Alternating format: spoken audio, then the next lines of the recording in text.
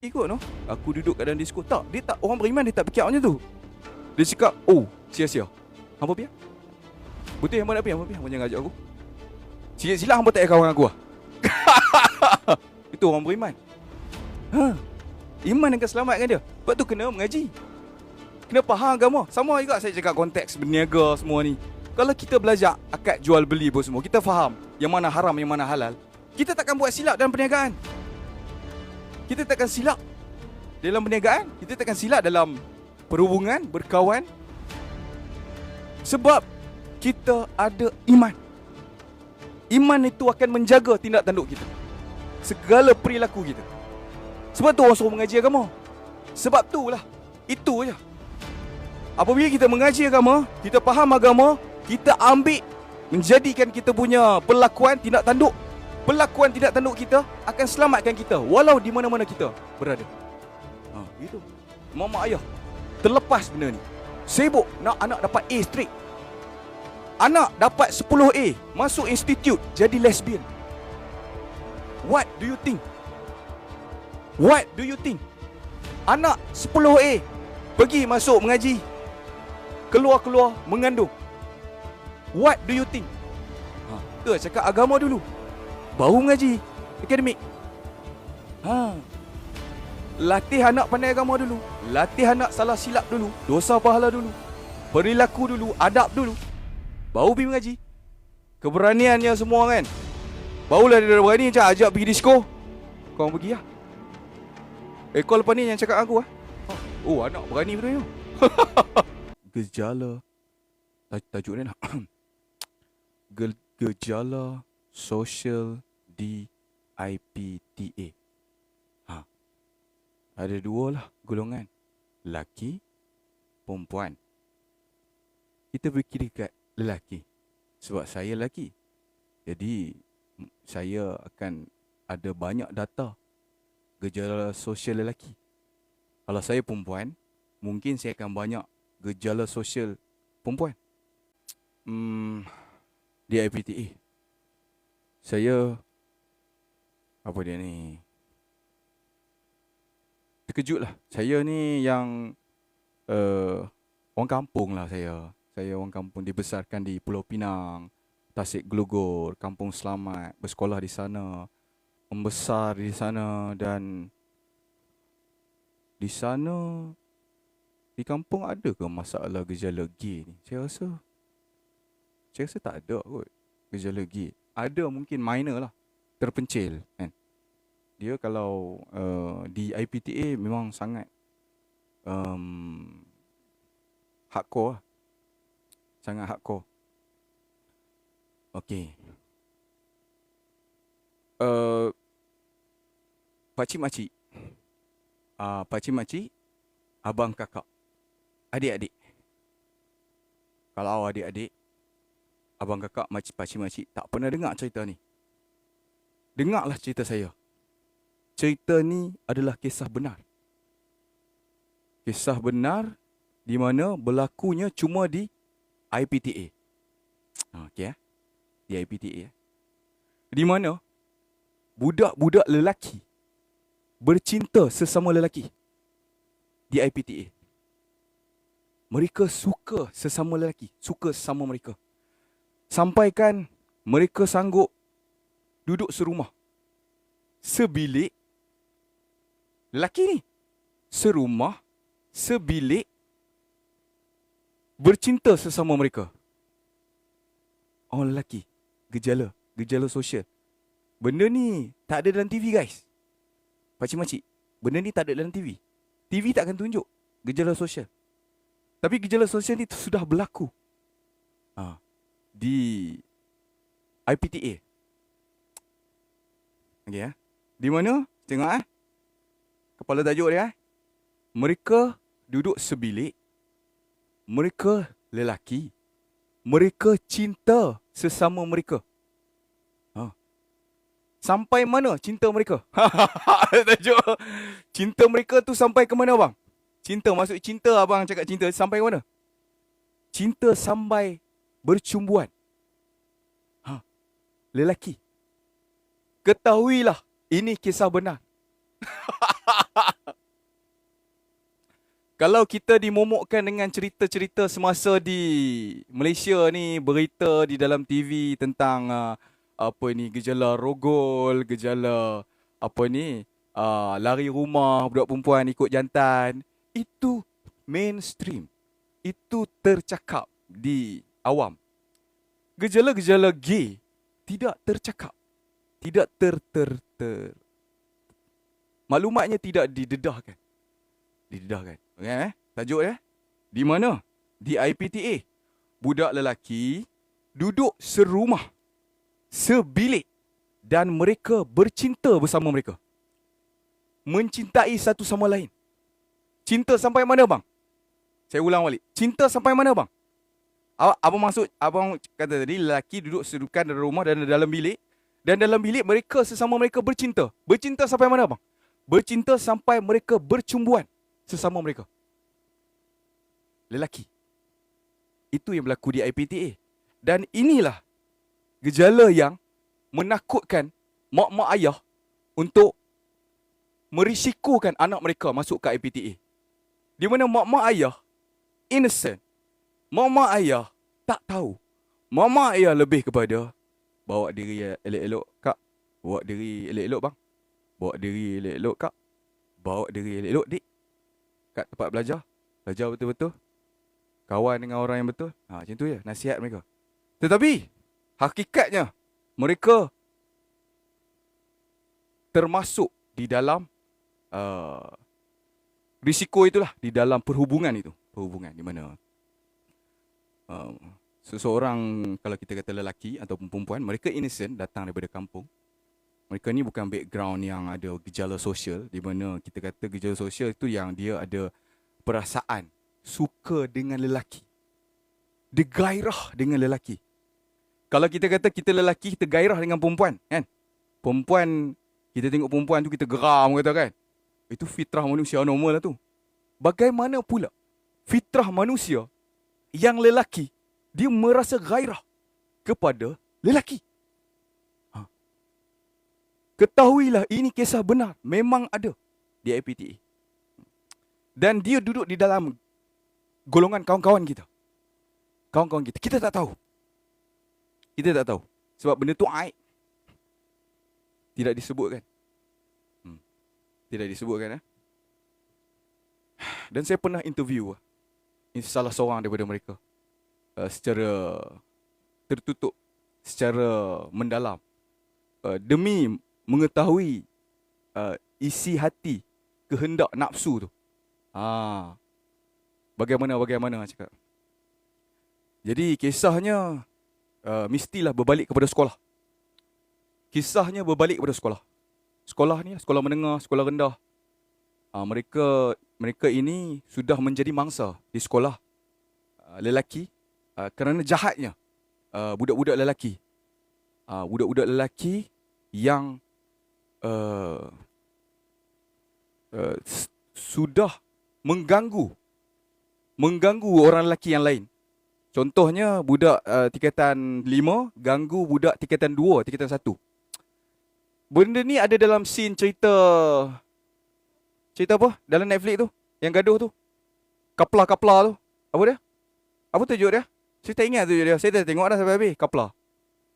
Apa pasal nak scene yang kata budak, dia panggil budak tu masuk dalam toilet ke masuk dalam bilik, dia balas bungkok budak tu. Dia balas bungkok budak tingkatan 1. Ada dalam movie tu. Bagus. Nasib baik ada dalam movie. Kita boleh petik di mana itu adalah perkara kisah benar. Kisah benar berlaku. Di mana budak-budak ini yang kena macam ni, apabila mereka sama ada yang buat ataupun yang terima tadi, mereka ada masalah bila mereka membesar. Hormon mereka kembali kepada lelaki. Perasaan mereka kembali kepada lelaki. Macam mana tu? Jadi itu ujian lah untuk lelaki-lelaki yang begitu. Ujian bagi mereka. Supaya mereka kena susun balik dia orang punya kehendak nafsu. Nafsu ni kita boleh lawan. Nafsu ni dia seperti kuda liar. kita boleh jinakkan dia. Itu nafsu. Bagi yang tak boleh kawal nafsu, sebenarnya kuda itu sedang menunggang anda. Sebenarnya nafsu boleh ditunggang. Kita boleh tunggang nafsu. Nafsu, bagi orang yang kuat, kita tunggang dia. Tapi kebanyakannya adalah kuda, nafsu tunggang kita. Sama juga, tajuk yang sama. Apabila seseorang itu lelaki, dia ada perasaan gairah kepada lelaki yang lain. Ketahuilah, nafsu dia sedang menunggang dia. Bukan dia menunggang nafsu. Lepas tu dia tak boleh bagi alasan-alasan kolot di mana dia kata, Tuhan telah menjadikan aku dengan perasaan aku rasa nafsu kepada lelaki. Dia macam tu. Maksudnya perkataan dia tu sama maksud dengan aku reda apabila nafsu menunggang aku, membawa aku ke mana-mana. Begitulah tajuk bila dia cakap begitu. Dia tak boleh kata Tuhan yang buat bagi dia macam tu, tak boleh. Sebab Tuhan jadikan kita bernafsu. Tuhan dah bagi tahu dah, nafsu kita kena kawal dia, bukan nafsu kawal kita. Jadi bila kita kalah dengan nafsu tunggang kita, perkataan-perkataan kita pun disusun oleh nafsu. Termasuklah perkataan tadi. Dia kata, Tuhan dah jadikan aku dengan perasaan di mana aku seorang lelaki, aku merasa gairah kepada lelaki yang lain. Ketahuilah, perkataan itu terhasil daripada nafsu dia. Bukan dia, bukan. Itu bukan kamu, itu nafsu kamu sedang menyusun ayat kepada kamu. Ketahuilah anda sedang ditunggang oleh nafsu kamu. Anda sedang kalah dengan nafsu kamu. Sama tajuk tentang perempuan, lesbian kata. Sama. Dia suka sesama perempuan. Ketahuilah apabila dia mencapai satu pengakuan di mana dia kata, aku tidak tahu dunia ini di mana lelaki perlu mencintai sesama perempuan, itu dipanggil fitrah. Bagaimana aku, di mana aku seorang wanita, aku sukakan wanita lain. Aku gairah kepada wanita lain. Sama budak untuk lelaki. Sama juga perempuan nak jadi lelaki. Sama juga lelaki nak jadi perempuan. Sama. Dia nafsu sedang menunggang anda. Anda sedang kalah. Selama mana anda memakai pakaian nafsu itu, ketahuilah anda sedang kalah. Anda sedang ditunggang. Itu. Dan gejala sosial ni berlaku di IPTA, nampak jelas. Bila budak-budak, kita tak sebut benda ni. Kita tak faham. Maksudnya di sekolah menengah, sekolah rendah, kita tak faham gejala sosial, balas pungkok apa semua ni. Kita tak faham. Tapi bila kita masuk IPTA, kita sudah matang. Kita sudah ada fikiran. Kita sudah ada pendirian, berdikari. Kita sudah faham konteks ini seksual ni apa, bagaimana, kehendak, nafsu apa semua. Bila kita sudah faham, jadi kita mula mengangkat diri kita. Kita mula mengangkat diri kita. Kita merasa bangga dengan diri kita. Walaupun diri kita salah. Di IPTA IPTA ni kita dilatih untuk stand alone. Di IPTA untuk kita stand alone. Stand. What is your opinion? Apa pandangan anda? Apa pendapat anda? Jadi kita ni sebagai student, kita menyampaikan pendapat kita. Saya merasa begini. Begitulah kita dibentuk. Termasuk juga dengan apabila kita dibentuk dengan nafsu kita, perkataan-perkataan kita juga akan disusun menggunakan nafsu kita. Antara nafsu mengawal kita atau kita mengawal nafsu, benda tu akan terkeluar. Sebab tu saya kata, apabila seseorang tu berkata-kata, dia menggunakan nafsu dia, perkara itu boleh dibaca. Perkara itu jelas boleh dibaca. Kalau dia bercakap tentang sesuatu kan, ini base dia adalah, root dia adalah nafsu. Ini root dia adalah agama. Ini root dia adalah pandangan peribadi yang matang. Contoh. Apabila dia bersalin kait itu. Tahuilah. Jadi, bila kita pergi kepada pengawalan nafsu pula, dia masuk dalam lagi. Dalam lagi. Dia lebih rumit. Apabila kita tidak mengenali apa itu nafsu. Kita tak tahu. Sesuatu sedang hidup di badan kita. Yang kita bersama-sama dengannya. Setiap masa. Setiap tidur. Setiap bangun. Setiap perjalanan. Setiap percintaan. Setiap persahabatan. Setiap perbuatan, setiap aktiviti, kita sentiasa bersama-sama dengan nafsu kita. Di mana nafsu kita boleh membentuk kita. Nafsu kita boleh mengawal kita. Dan kita tidak sedar yang kita sedang dikawal. Sedangkan kita boleh menundukkan nafsu kita. Kita boleh mengawal nafsu kita. Kita boleh mengajar nafsu kita. Engkau kat bawah. Kau jangan datang tingkat atas. Something macam tu lah. Ini tingkat aku. Kau kat bawah. Itu kita dengan nafsu. Nafsu.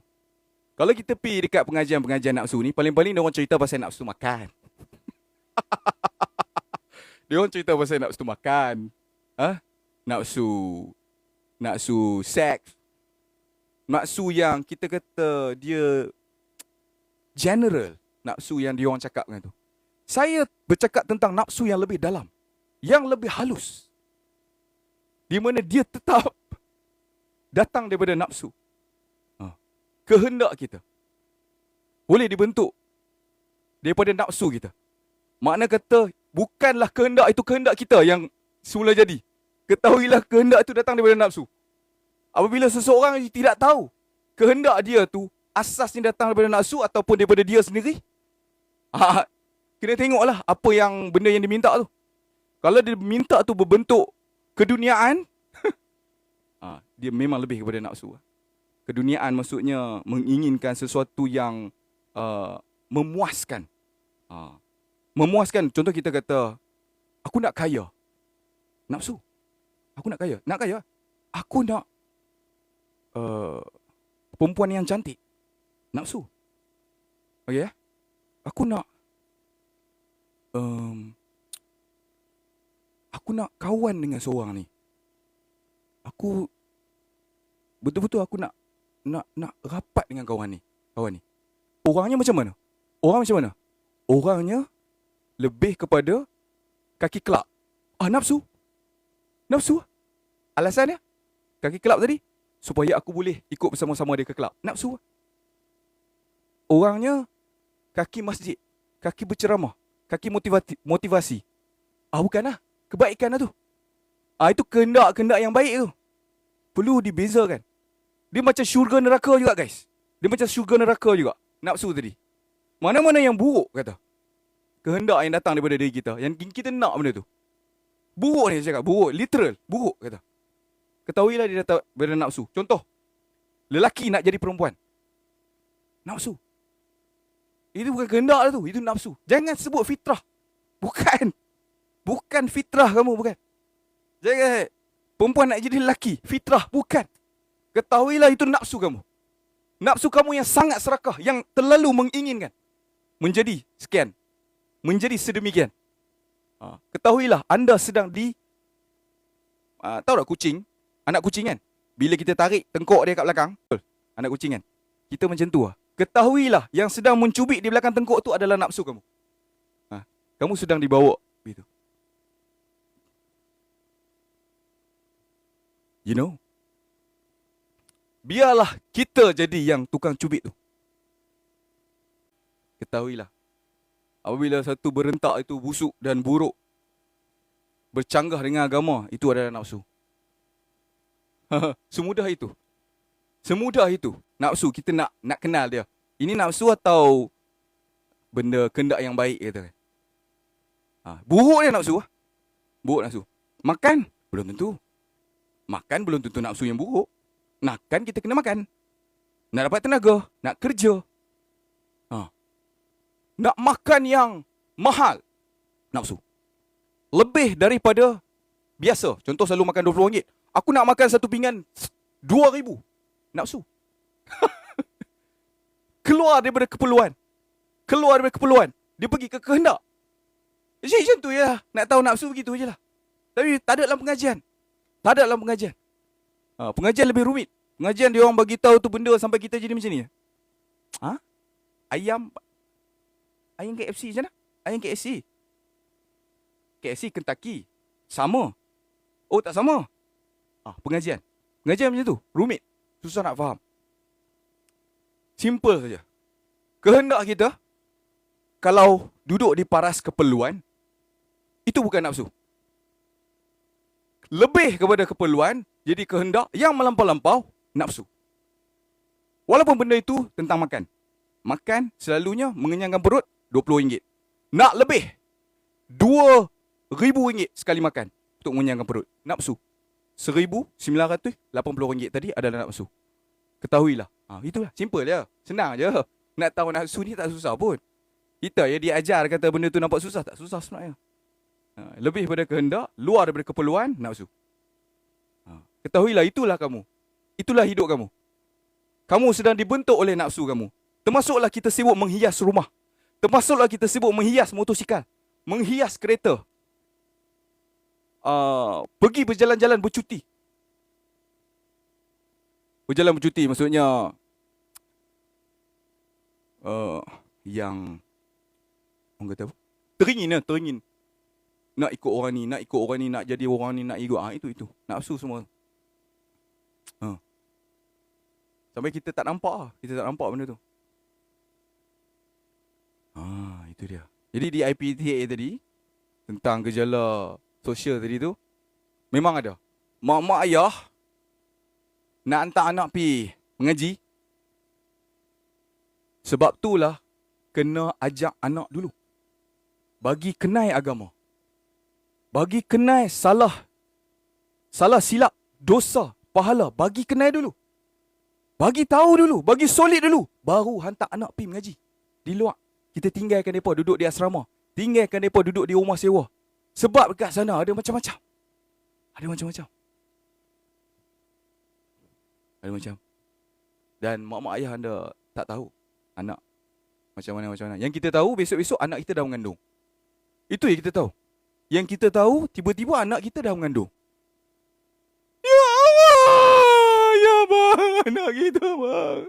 Mana nak tahu muka bang? Itu ialah tone dia. Tone tu ialah yang tinggal. Sebab apa? Sebab kita tak mendidik anak-anak kita dengan agama.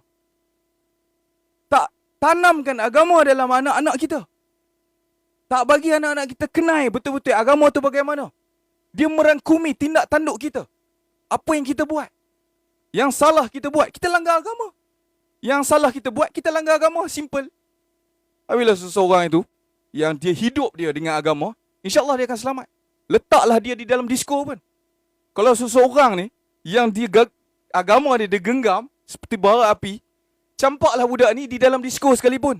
Di depan dia penuh dadah-dadah. Di depan dia penuh orang-orang bogel. Di depan dia penuh arak-arak. Tak menggugat dia. Sebab iman tadi akan selamatkan dia. Sebab iman tadi tidak membawa dia ke tempat itu. Nak pergi mana guys? Jom kita pergi lepak disco. Kau pergi ya? Dia akan begitu. Dia tak ada orang yang genggam agama ni. Jom kita lepak disco. Aku ni beriman, jadi InsyaAllah aku okey kot no. Aku duduk kat dalam disco. Tak, dia tak, orang beriman dia tak fikir macam tu. Dia cakap, sia-sia. Hampa pergi? Betul hampa nak pergi? Hampa jangan ajak aku. Silap hampa tak payah kawan aku lah. Itu orang beriman. Iman akan selamatkan dia. Sebab tu kena mengaji. Kena faham agama. Sama juga saya cakap konteks berniaga semua ni. Kalau kita belajar akad jual beli pun semua, kita faham yang mana haram, yang mana halal, kita takkan buat silap dalam perniagaan. Kita takkan silap dalam perniagaan. Kita takkan silap dalam perhubungan, berkawan.